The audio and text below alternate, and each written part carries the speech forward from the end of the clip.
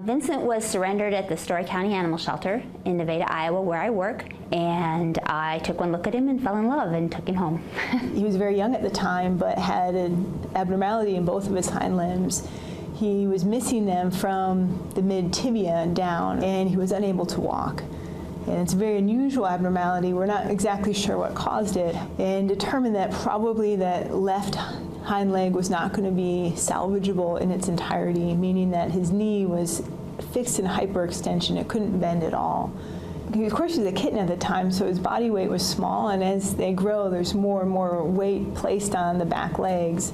With no feet or really legs to walk on, he actually was developing sores in areas on his legs. Putting these implants in his femurs was going to be the best option to give him legs so that he could actually walk for the very first time.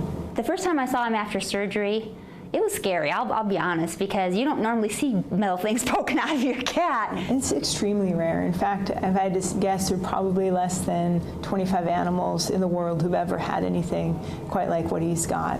Yeah. A lot of times when people think of prosthetics, they think of something that's strapped onto a leg to allow walking. In animals, that's not a usually very viable option, especially in the femur or thigh where his injuries are.